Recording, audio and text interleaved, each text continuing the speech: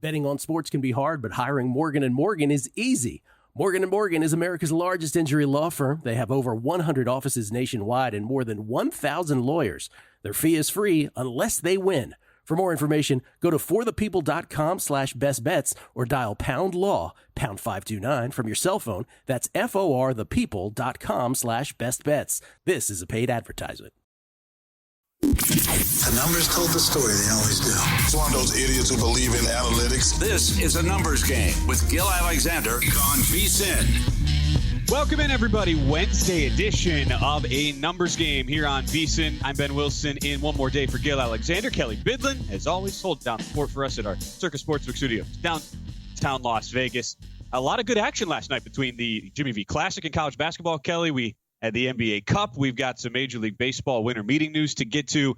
I'm sorry my hometown Milwaukee Bucks could not cover for you. I mean, they were in danger of losing the game last night, but the Bucks and the Thunder advanced to your NBA Cup semifinals.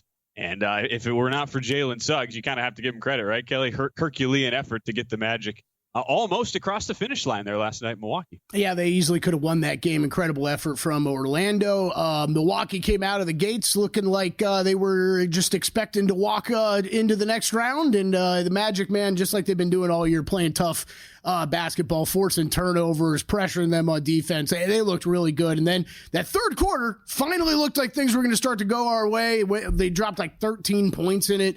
Offense finally started to slow down. And then, yeah, Jalen Suggs in the fourth, man. What was it, 18, 20, whatever he finished with? Incredible fourth quarter from him last night that prevented, yes, the cover from getting home. You're right. They easily could have lost the game. I did get it in on a live bet in the second quarter on Milwaukee, which was a miracle cover at 4.5. 114, down 3 with a minute to go. Yeah. Yeah, down 3 with a minute to go. That's a lucky cover. So I'll take that one. But look, I try to be honest as we can about our bets. Got in on Milwaukee live. I had OKC last night. That got home. Still didn't come close to break even. That's how loaded up I was on Milwaukee pregame. So, bad night. The Cowboys are here in Vegas. They're all over the place. They're screwing up my coffee routine, so I'm a little upset this morning, Ben, all right? Lost money yesterday, and I can't get coffee. Drinking energy drinks. These are a PM drink. This is a PM drink. AM, I need coffee. Well, your issue is you need to throw in the 20 rider rodeo parlays like we used to do back in the day, purely based on name. I think that's what would get the mojo in the correct direction for you. That's right. Yeah, we need a solid bull riding handicap at some point this week. Yeah, I think that'd be great. I think that would be great. I don't know if we'll get that from our guest today, but we do have some great guests coming up. If anybody of the three you would handicap, probably Jason Weingarten would be your favorite in the clubhouse to have some rodeo handicapping. Jason will join us at our second hour, 11:15 a.m. Eastern time. He'll have a lot of thoughts on all the Major League Baseball moves that have happened over the last couple of days, as well as the Army-Navy game, which is the one college football game this week. He is after. Jonathan Von Tobel will join us to talk about the NBA Cup, a couple games tonight, as well as some college football playoff thoughts and NFL Week 15 JVT in an hour at 11 Eastern. And to kick off our guests, we'll go to Jim Root, a fellow Wisconsinite, Kelley. I love how whenever I'm on, you just load it up with friendly Midwesterners. Jim Root from the Three-Man Weave will join us. It was an interesting night, to say the least, in college basketball last night. He comes up at 10:30 a.m. Eastern time. So you get the Magic. They battle hard. Bucks do get the win. Bucks are short now. They're plus 270 to win the NBA Cup. The bet that we were talking about yesterday, that I at least felt like was reasonable to take a small piece in, Giannis Antetokounmpo to be NBA Cup MVP at near 6-1. That is down to I believe plus 350 as of last check. And on the other side, it's sort of funny though. You're watching that game last night. Bucks pull it out, and then you watch the second game, and I'm like, it's really going to be fun when the Bucks find a way to get to the finals, and then just get steamrolled by OKC, because this Thunder team that after the super hot start to the year, maybe it cooled off a little bit, but last night in this true tournament win and advance format, I mean, Shai Gilgeous-Alexander just went to another level, and a Dallas team that had been arguably the hottest, I would say, Kelley, over the last 3 weeks or so in the NBA, 9-1 in their last 10. I had zero answer as the Thunder win comfortably and cover. Total goes under, and they are now the short shots here to win the NBA Cup. And SGA, your short shot to win Cup MVP at 2-1. Yeah, I think no surprise there on either one of those. They should be favored. He should be favored in that market, at least. Even after whatever happens today, I would probably still say the same thing. They'll be favored. He should be favored there. It was impressive. We talked about it yesterday. Mavericks have kind of owned this team a little bit here recently, and I think this is a rivalry we're going to see only grow from here over the next several years with SGA and Luka Doncic on these teams, and two of the top two names you got to be on the lookout for MVP this year as far as who do the voters kind of want to give this award to. They're next up. Jokic obviously doing crazy things this year and is won it 3 times already. They're going to be the next names up, though, when we talk about who could win MVP.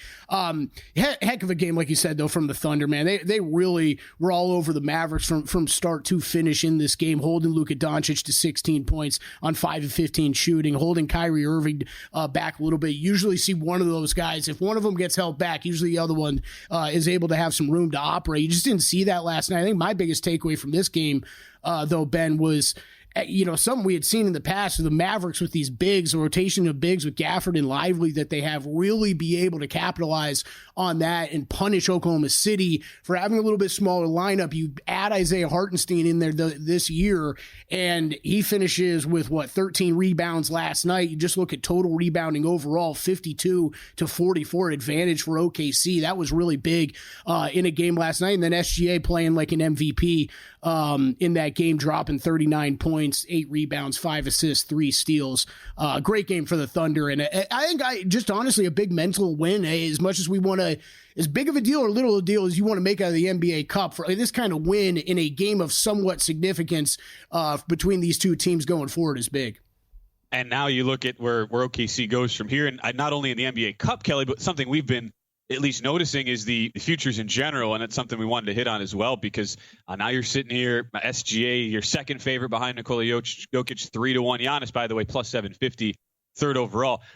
We didn't really get a chance to talk about this in depth on Monday. You had this as a bet. We kind of threw it in at the end of the show since we were so heavy NFL. But I was just thinking last night watching Jalen Williams. It was a solid game. And for OKC, he is your plus 150 most improved favorite right now. But you have a bet in that market which has just come tumbling down. And there's also been a lot of injuries here that have impacted that as well throughout the course of the last couple of weeks or so. So that and Tyler Hero we're talking about is now 7-1, at least in that most improved market, which I was totally I did not have any action in. I was not aware of the sort of pricing that you got. I saw it Monday. I'm like, oh, that seems like a nice long shot. And I look up at my odds screen and I'm like, wait. This guy's 7-1 now. You got him at what, over 50-1? Yeah, 55-1 on Sunday, I believe it was. Sunday night, he really got steamed. As a shout out to Michael Montesano. He's been on Numbers Game multiple times here before. He and I will exchange texts. I love talking most improved players. My favorite award to bet, I think, in any sport is most improved player in the NBA. I think there's a little bit clearer path to what these winners usually are. It's a little bit easier to figure out. But man, you've seen the odds in this awards market bouncing around all season long. And I think we're going to talk some MVP too. You're just trying to pick off some longer numbers right now at this time of year when so much of this is so up in the air with the top of the board. Yes, I think the two Jalens belong there as the favorites, but after that, you can start making a lot of arguments for some guys. So yeah, Hero, I mean, look, he's up about 3 points per game from last season. There's all these questions about what Jimmy Butler's future is going to be with the team. I think if he gets shipped out, you're really going to see Tyler Hero become kind of the go-to offensive player in Miami, if he's not there already. And that's a big deal for a team that might be contending for a playoff spot. So 7-1, look, yes, like you said, I got it 55 on Sunday. 55-7 is a massive difference. I don't know if I'd be running to bet it at 7-1. We could bring up a third Orlando Magic player in this award market since the beginning of the season, but Jalen Suggs is a guy that I've considered betting in this multiple times, and after last night, you can really see what he can do. And he's going to have these games without Franz, without Banchero, where he can rack up some stats. So if you are looking to get in on something right now where a number is going to likely drop going forward, it'd probably be Jalen Suggs, is what I tell you. An opportunity is right there when you think about Franz Wagner out weeks. We still don't know when Paolo Banchero is set to return. So that's your 2 top guys for Orlando. And this is 2 games now, 2 covers for the Magic without their 2 top stars. With the Wagner news coming out over the weekend, and Suggs has been awesome in both of those games, really carrying the Magic to a upset win over Phoenix over the weekend, and almost pulled off the upset last night over Milwaukee. And it's funny with the Heat thing, and this is where it comes into your Tyler Hero bet. I think we all watched how the start of the year played out and went, all right, this is finally the year where we can we can get rid of the whole Heat culture BS talk. This team's just been a dumpster fire. But at least it's funny. The last 10 games, they're kind of out of sight, out of mind, and here they are. They're a top 7 in net rating the last 10. They've won 7 of 10. So I was looking at some look-ahead markets for tomorrow. I was tempted to maybe look at the Raptors here catching a huge number, and then I'm kind of looking deeper. I'm like, wait, Heat are actually playing really good basketball right now. I'm not sure that given how shorthanded the Raptors are, I want to step in front of that. But it is interesting how this Heat team that we have loved to rip analytically for the last couple of years, because they just find weird ways to win tangentially and do things that don't make a whole lot of sense. And yet here they are. They have shown a little bit of life here, Kelly, and I wonder how much of that has to do with the hero resurgence as well in that MIP market. Yeah, there's that. Jimmy Butler, playing some games again. And look, Bam Adebayo, once again, as he's been doing for the past several seasons, flying under the radar, is one of the best defensive players in the league. I mean, you could argue this is where, I know last year we got in these heavy defensive player of the year arguments with Bam Adebayo. I'm on that side of, I don't really know that he's ever going to get there, or if he does, it's going to be in a down year for the rest of the league. It's just so tough when you're asking these voters to value rim protection, blocks, steals, things like that, versus a guy like Bam Adebayo who can kind of guard 1 through 5, kind of does on a nightly basis, whether you're seeing it or not, and does so at such a high efficient level, but you're just not seeing some of the counting stats out of him that you're going to see from some of these other guys like Rudy Gobert for years, right? Is always a classic example with how many blocks and then for whatever reason defensive rebounds he's getting per game would seem to matter so much more in this market. So, not a bet I'm running out to making that one, but he's such a key to this team, and it's going to be interesting to see what they do with Jimmy Butler. It would be an opportunity to try to get one kind of new look team, one more version for Pat Riley, and see if he can do something with it here. I love your bet, though. I'm going to be rooting for you on your behalf. Tyler Hero, Pride of Greenfield, Wisconsin. Let's go. Greenfield, the Greenfield Hawks, I believe, the high school there in Greenfield, Wisconsin. Alas, we still have a lot to get to on the show today. We'll talk some of the Major League Baseball news and notes. The big one, Max Fried, giant contract for the lefty going to the New York Yankees. We'll talk about that with Jason Weingarten a little bit later. But up next, college football playoff. It's Win Total Wednesdays. We'll talk some win totals out there for the teams that are in the 12-team field as we're just getting started here on A Numbers Game.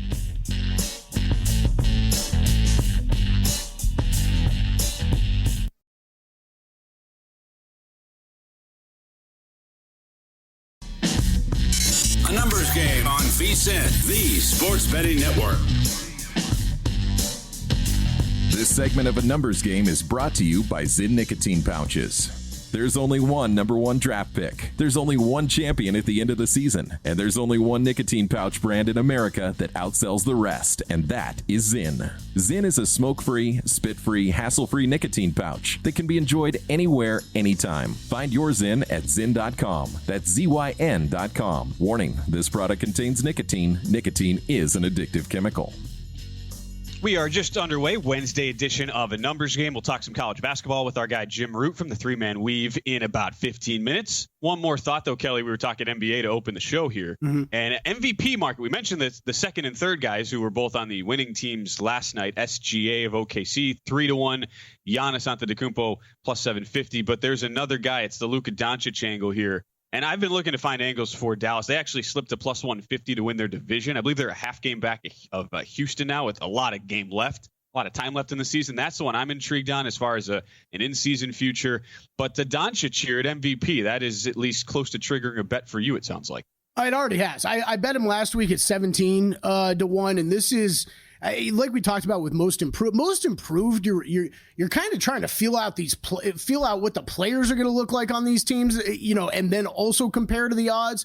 With MVP, we kind of know heading into the season, okay, what group of players really has a good shot at winning this. And I really think it's in today's NBA, we're talking about 4 or 5 players with actually a legit chance of winning this award every single season, just because of what the other guys that are in that group and what they have to contend with.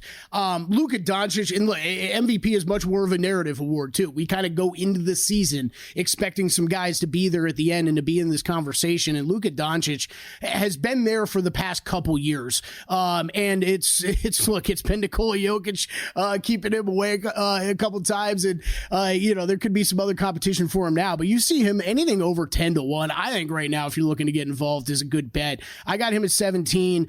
But this time of year, this is what you're trying to do. Giannis at plus 750 right now. Just a couple weeks ago, I got him at 35-1 was as far as where he had dipped to. So, yeah, I would love to have a portfolio that has SGA, Giannis, and Luka. That's what I'm ideally looking to do. We talked a little bit about it with Drew yesterday. I can't remember if it was on air or off air. Jokic has been absolutely amazing. Of course, if he keeps putting up these kind of numbers, he's going to win this award again. It's not even going to matter about how many times he's won it before at this point. His numbers are so ludicrous right now.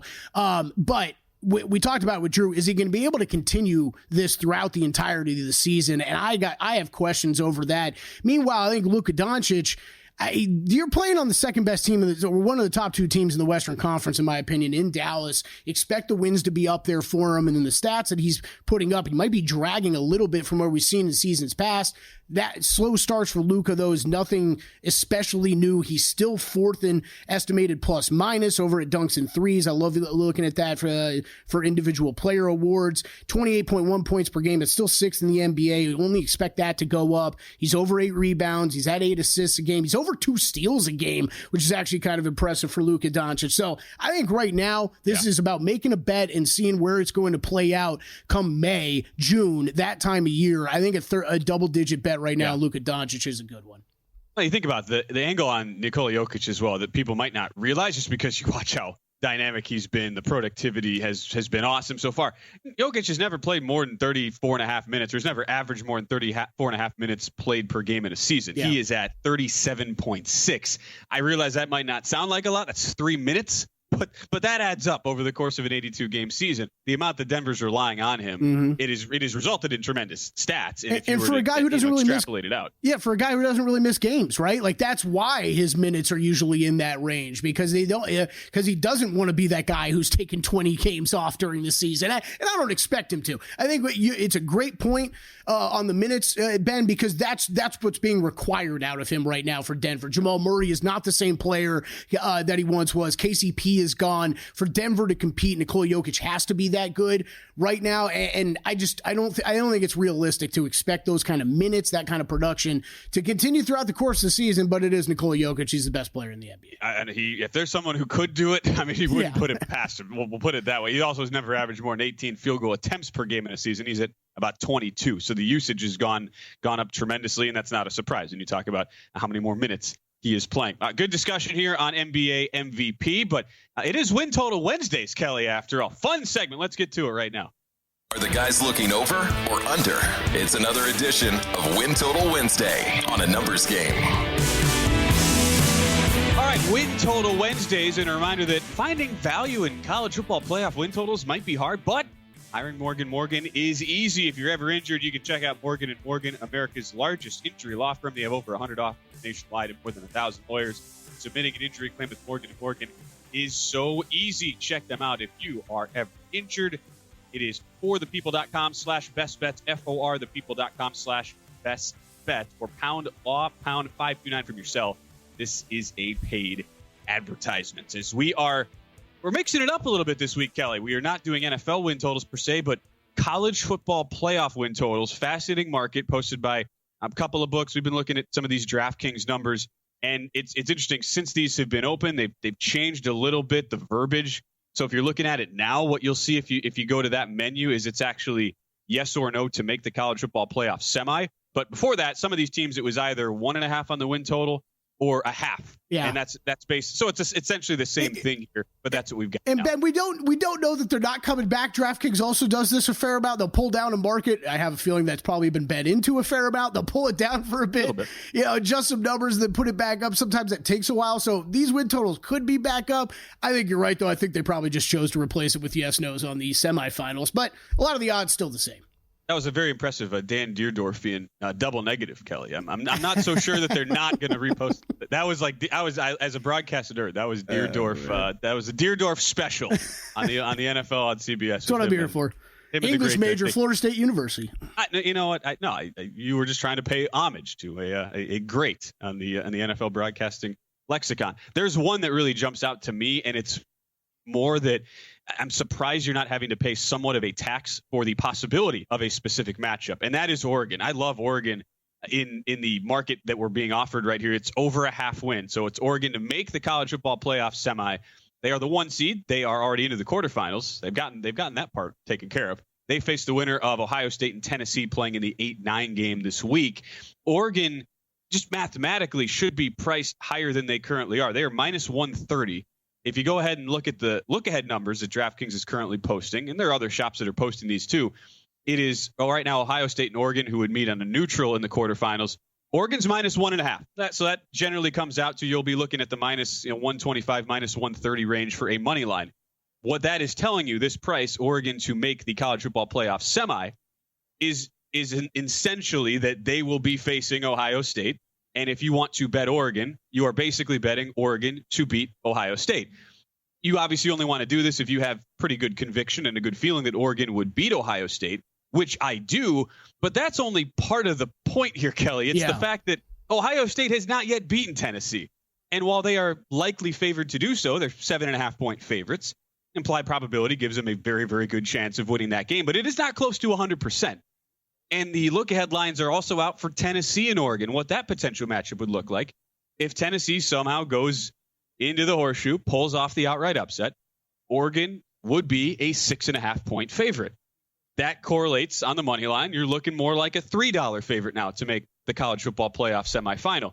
It's wild that you are not being forced to pay any sort of tax for the mere possibility, which is clearly greater than 0%, that it could be a Tennessee and Oregon college football playoff quarterfinal.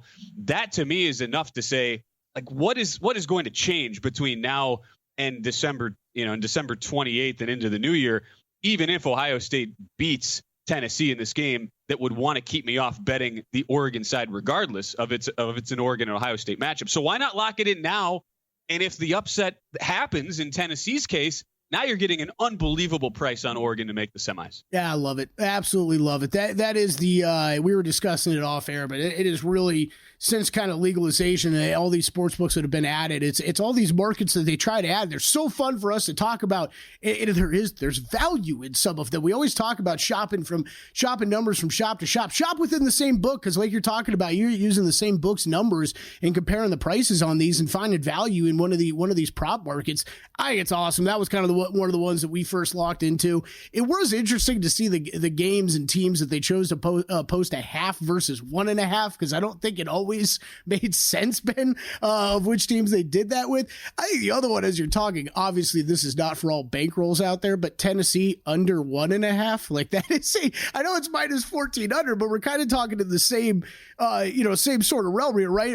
It's Ohio State, and then you're talking about going on to play Oregon. So it's a big ask. Yeah, that's a big ask. And same thing, if you're just comparing what money lines are going to be, you're going to get value on that number. I know it's absurd. Minus 1,400 is not something we regularly do or talk about on this show, but I just think there's not even Oregon. You can look at those same kind of matchups and find some value. Yeah. If it was 1-2, you'd want to lay a price. Like, I get that there's a lot of negativity around Texas, but I mean, you're 11-point favorites against Clemson. You would be 11.5 against Arizona State.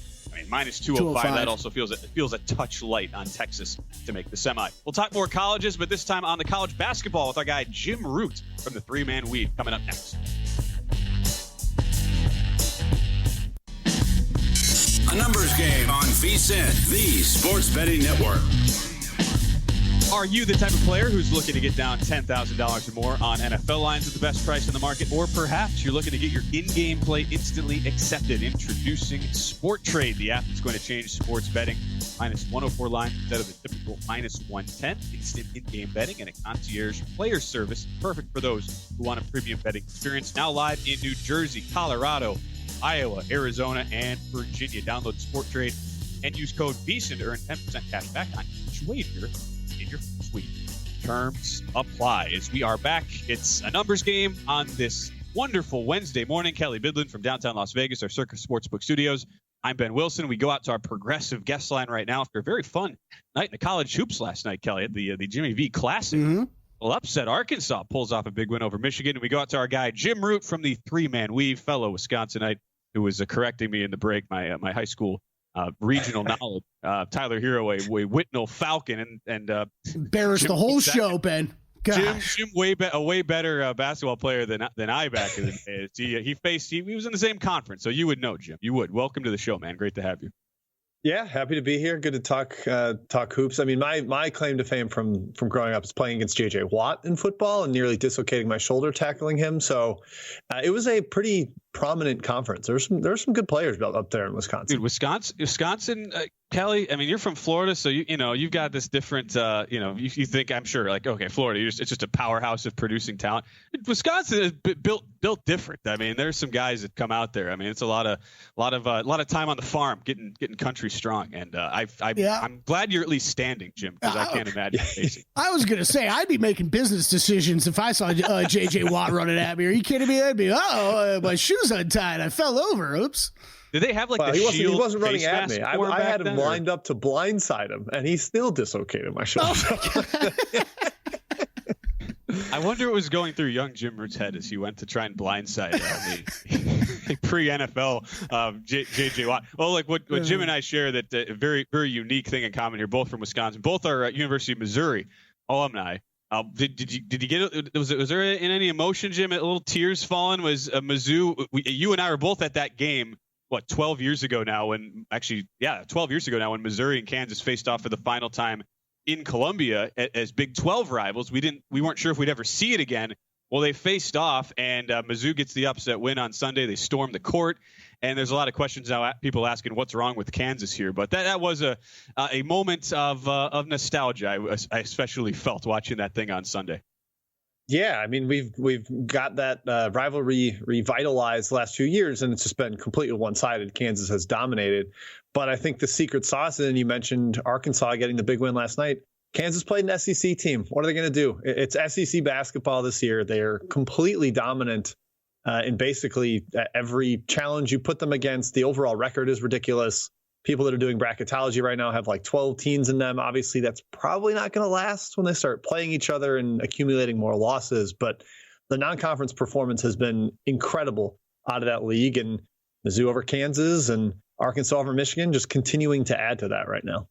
Is Kansas there? I'm looking at early bracketology already. 3 seed as it stands right now. Are they destined to be that sort of team that Bill Self has had in the past? That's like, a week 3 or 4 that gets seated high just because the committee has so much respect for them, and they end up facing, what was it, the Bucknell year or the Bradley year. There's been a couple of them where Kansas was probably getting too much respect by the committee, and better kind of saw that and picked them off. Or do you see there still being a path forward here for KU once they get into Big 12 play, once they're a little more comfortable in that sort of setting to right the ship a little bit here? Yeah, I think there's a path for them. They had a weirdly unengaged early effort against Mizzou. I don't know what that was all about, but we've seen them perform at a very high level. Some of the wins that they've already pulled off this year, the UNC win at home, and then, of course, the Duke win on a neutral court, that even after Dickinson went out, they were able to hold up and secure that one late. So I think we've seen that high upside from them. And as they get into Big 12 play, and they've just got to figure out the complementary scoring, because right now teams are making DeJuan Harris score or KJ Adams score. And that's not really what those guys want to do. And it's not really the way the team was designed. It should be Rylan Griffin and AJ Storr and Zeke Mayo. Those guys have had some ups and down stretches trying to figure out their roles in that offense. The fortunate thing for Jayhawk fans is that Bill Self's in charge, and he is one of the best coaches in the country, and he's going to figure that out. I think it's just a little bit of a trial and error, sort of figure it out as they go, how they complement Dickinson and Harris and Adams and fitting those new pieces in. I think they will get there and be a rather strong 2 or 3 seed whenever it's all said and done. Yeah, dip now to 17-1 there for KU as we're joined by Jim Root from the 3-Man Weave. Give him a follow at Second Chance Points. The one other team want to get your take on before we get into some of your bets for today. Wisconsin, never liked by the computers. That's not a shock once again this year. But curious your thoughts on a team that started off so strong. They get this resurgent season from John Tonje, who former Mizzou guy, just never put it together, was injured, banged up all of last year. But back-to-back really tight losses. The 2 of them were in Big Ten play. Michigan and Illinois last night had a great first half, just got blown out of the water by Cam Jones and Marquette over the weekend here. What do you make of a Badger team that seems to lack a little bit of depth? But, I mean, Tonje's been unbelievably impressive when he's been able to stay on the floor this year. Yeah, it's just kind of an overall talent question. It was coming into the year with Wisconsin was, all right, how good actually is this roster and where can they actually go? And they've had some guys be bigger contributors than expected. I think Nolan Winter's taken a tiny step, and Tanjay being a star has kind of changed everything about role allocation. It's like, all right, now John Blackwell can be the number 2.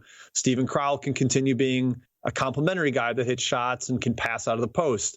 Having a star has realigned maybe what their expectations are. But yeah, that rough early start to Big Ten play, a home loss at Michigan really hurts. The Kohl Center, typically a place where they're able to get big wins, and Big Ten home court is always strong. I think they're probably going to float along the middle of the pack there. They'll steal a couple on the road.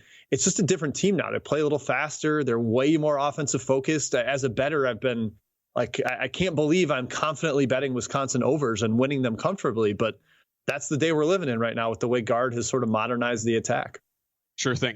Yes, it has been a little bit weird aesthetically to watch the shift in Wisconsin basketball identity.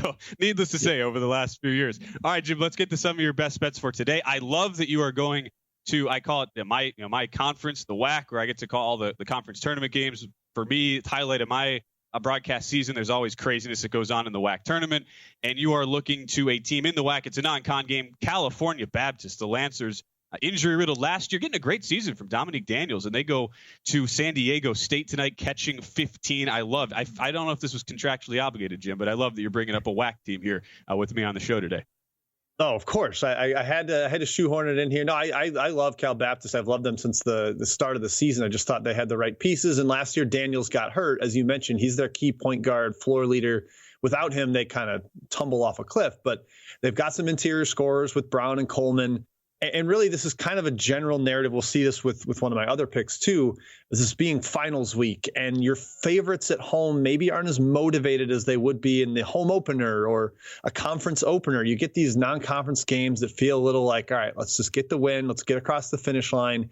You saw it with Duke last night against Incarnate Word, a rather unimpressive effort.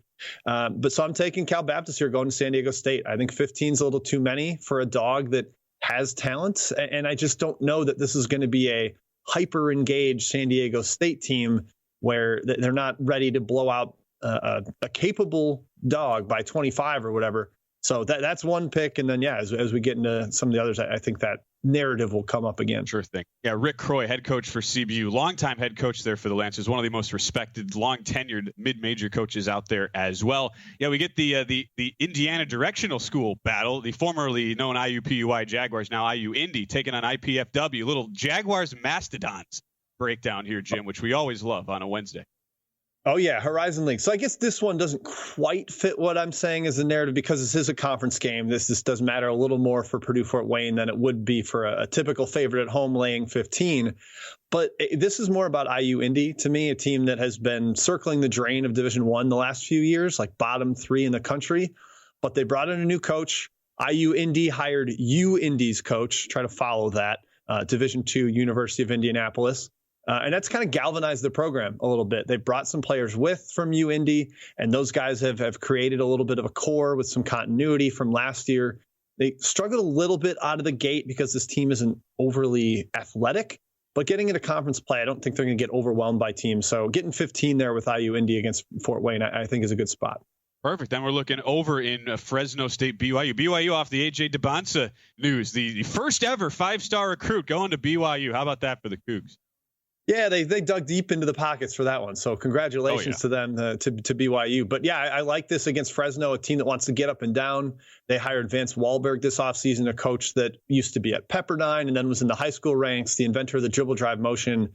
They really ping pong back and forth up the floor. And I think BYU, off that loss to Providence in the Big East Big 12 battle, is going to be more than content to try to run up the score here, score a ton of points, and run with Fresno. So high possession count, high efficiency game up in that elevation. Great stuff. He's Jim Root from the 3-Man Weave. Always a pleasure, man, catching up with you. Be well. Best of luck here with the plays tonight. Cheers. Thanks, Ben. Good to talk to you. Absolutely. The fellow Wisconsinite Mizzou alum, Jim Root, crosses off multiple boxes here on the ANG bingo. We'll come back, talk a little NBA Cup for tonight. How about some NFL awards? We'll do that on the other side of the numbers game.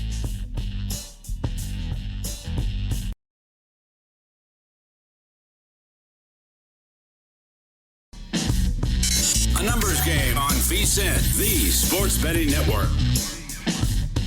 Oh, yes, it is that time of year where we talk Omaha Steaks, because nothing delivers comfort and joy quite like the unrivaled quality and taste of Omaha Steaks. It's guaranteed perfection in every single bite. And right now, you can save on unforgettable gifts with 50% off site-wide at omahasteaks.com, plus score an extra $30 off with the promo code NUMBERS. With 5 generations of experience, they consistently deliver the world's best steak experience, and the gifting experts at Omaha Steaks have made it easy to deliver the perfect gift with thoughtfully curated gift packages featuring gourmet favorites, legendary steaks to mouth-watering desserts and more. Save 50% off site-wide for limited time at omahasteaks.com and use promo code NUMBERS to get $30 off, extra 50% off at omahasteaks.com with the promo code NUMBERS. As we're back, a numbers game, first guest of the day in the books. Big thanks to Jim Root talking some college hoops with us here from the Three-Man Weave. Still to come, Jonathan Von Tobel on the NBA Cup, some college football playoff, maybe NFL thoughts. Coming up in 15 minutes, we'll have Jason Weingarten in a half hour to talk some of the big moves over the last couple days in the Major League Baseball. They still calling it the hot stove season, Kelley? Good question. We should ask Paul Carr that yesterday when he was down at winter meetings. Doing work for his real job. We always forget about that. We just bug him to come on here and talk about soccer. He does so much work with True Media Sports down there. We've got questions loaded up for Jason. I got a lot of tweet submitted questions for Jason. We need an update on the claw machine, his claw machine empire. So it'll be good. He said he's got a couple bets he wants to discuss. Army Navy this weekend. I think he's got something in. So yeah, it'll be a lot to hit on with Jason. Sorry, I was too busy talking to Paul about fixture congestion yesterday. That's right. That's where you lost me. Yeah, fixture congestion. We should have done a better job there. Well, we had the 2 NBA Cup games last night, first 2, and unfortunately, I'm a little curious why it was staggered that you had 1 East and 1 West, and now 1 East and 1 West tonight, since you'll now have somewhat of a rest disadvantage. Granted, there's time to recover. This is not till Saturday that they'll come out to Vegas for the NBA Cup semifinals on the neutral floor. But I'm more just selfishly because I would have loved to have seen an opening number on one of the games for the semifinals today. But alas, we do get the other 2 games going on today here, Kelley. And when looking at the updated lines, we have seen some money come in. It was early Atlanta money. Knicks opened 8.5-point favorites. This is Knicks hosting the Hawks tonight.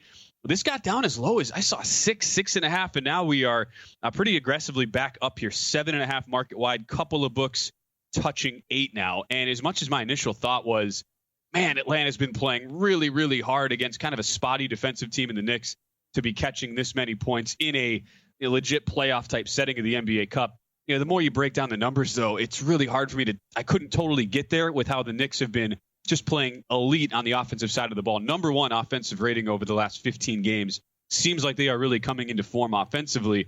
And while I do have questions on the defensive end still for the Knicks, was not enough to trigger a bet for me on that one tonight. Yeah, this is just kind of going off my numbers and stuff that I look at, Ben. I think this is probably the line of all 4 games that was the most off to me, because I have the Knicks well into double digits favored.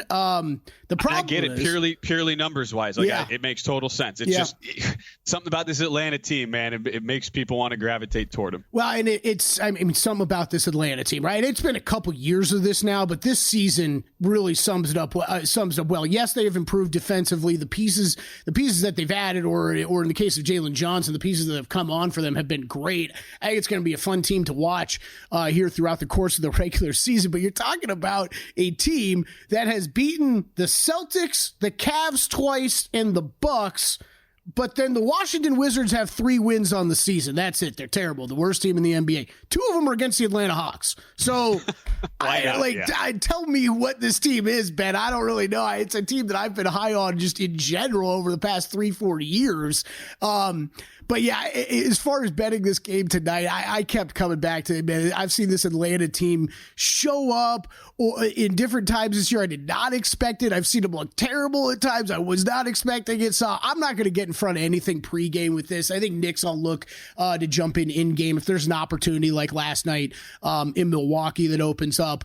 Atlanta gets out to a hot early start. I think you always want to look past the first quarter. You'll see the adjustment in the in-game market, a bigger adjustment once you get into that second quarter, further away from what those pregame numbers are. So I usually wait for those first couple timeouts and commercial breaks in that second quarter. where that's kind of ideal timing for me of when I want to try to make a live bet. But, into the second and third quarter, I'll mess around with as well. Yeah, I think you get into the fourth, you're not leaving yourself much runway to let the bet play out. We'll do that sometimes, but it's dependent on what the scenario is for teams advancing for things like the NBA Cup quarterfinal. So it would be a long way of saying Knicks or pass for me. I'll look to get in live. I think a Knicks team total over would probably be a good look too, as you brought up. They've been pretty much the best offense all season long. Karl Anthony Towns is just playing incredible basketball right now. OG Anunoby, career high in points right now. He's playing great. Of course, you got Jalen Brunson there. I believe Hart is questionable for this game tonight. Yeah, big questionable tag on him tonight. So that would be pretty important to make sure he's going to go as well. On the other side, though, Bogdanovich and Jalen Johnson both questionable for the Atlanta Hawks. I would expect everybody to end up going, but just something to be aware of as you're betting this game here. Yeah, I'm seeing 122.5 team total there for the Knicks tonight. 237 your total. That has been one-way traffic to the over. Open 233.5.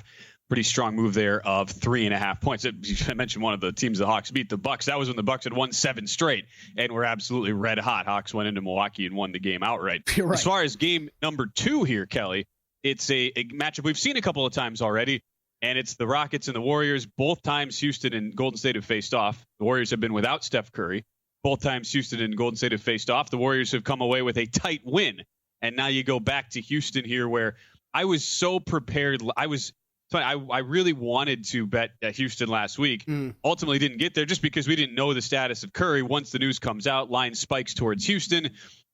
Felt like it was too late, and boy, am I glad imagine if I had just kind of speculatively bet some early Houston prices around Pick'em, because that would have been a really frustrating loss there. With you mean like exactly like I did, Ben? Exactly like I did, and got my teeth absolutely kicked in just like Milwaukee last night. Yeah. Those are a couple big bets a couple weeks in a row that have been very tough to take. Yes, that was ugly last week. Sorry, I cut you off. No, but we were on the same line of thinking, and I feel bad that you went through with it, and you made a good bet, and I didn't, and I regretted it at the time until the game actually happened. Yeah, you know what? That happens a lot. Good bet or bad bet? I'll take the bet that ends up with money in my pocket, though, and that wasn't the case. Very add true. on this game, I think it's up to 16 now. Warriors have beaten the Rockets 16 straight times. This is a streak that goes back to 2021. Just one of the more random streaks that's out there in the NBA.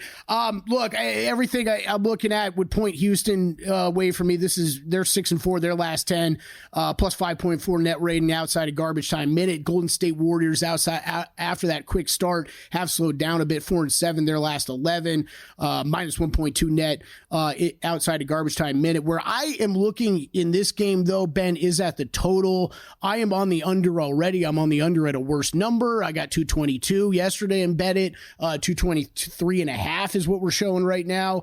I think it's a good bet. You talk about over that same time period, you're talking about a Golden State Warriors offense that is ranked 28th in the NBA. Houston, middle of the road, but you're talking about 2 top 5 defenses at the same time. So it would be a lean to the Houston side for me. Not going to play that, though. I am playing the under. Also, injuries in this game to be aware of. Alperen Sengun popped up yesterday on the injury report, questionable. They've got a couple guys questionable. Does look like Tari Eason's going to go, though. He will be big to get him back in the lineup. So more injuries to monitor. We did bring this up yesterday. Kind of glad we brought it up because I didn't know how much to make of that illness stuff that was going on in Dallas. We don't really know. Maybe that affected them more, like I kind of hinted at, than we really saw play out. But PJ Washington ended up missing that game yesterday. So I think initial reaction from people like me when you're seeing names on an injury report for an NBA Cup game is, okay, they're all going to play. It's the NBA Cup. At least means a little bit more than a regular season game. But some of these questionable tags you still got to be careful with, especially with players as important as Sengun are. So monitor that throughout the day. Here. I have not bet this yet. I want to wait, and as we've tended to see, the general thought is, Golden State, they've owned Houston in the series. It's you're banking on, and Nick Whalen made a very good point on the show yesterday about the infrastructure that Golden State has in a game like this that you tend to feel comfortable in. But I'm just going to wait here. I mean, we're down to 1.5 at a couple books. Money lines now in the minus 122, 125 range. Were this to keep dropping, if we get down near like a pick'em one and I get a super cheap money line, it would be a small play for me on Houston tonight. 15 straight, by the way, Kelly. It has not been 15? Since COVID. Okay. See, last time was pre-COVID bubble. February 2020, the last time Houston beat Golden State. That is wild. That's nuts. As we sit in 2024. That is but absolutely nuts. Just based on number, and you're right. I mean, Houston has just been at an unreal level defensively under head coach Ime Udoka last 15 or so games against the Golden State offense trending in the wrong direction. It's one that numbers-wise would really tend you to believe Houston should be the side, but they have struggled so much in this specific matchup. If I get a discount, if I get a cheap money line, that's what I'm waiting on here. More Golden State game day money, which I kind of think will happen. Continues to come in throughout the day. That's 1 hour down for us here on A Numbers Game. When we return, Jonathan Von Tobel gives his thoughts on the NBA Cup for tonight. Also some college football playoff early bets as well.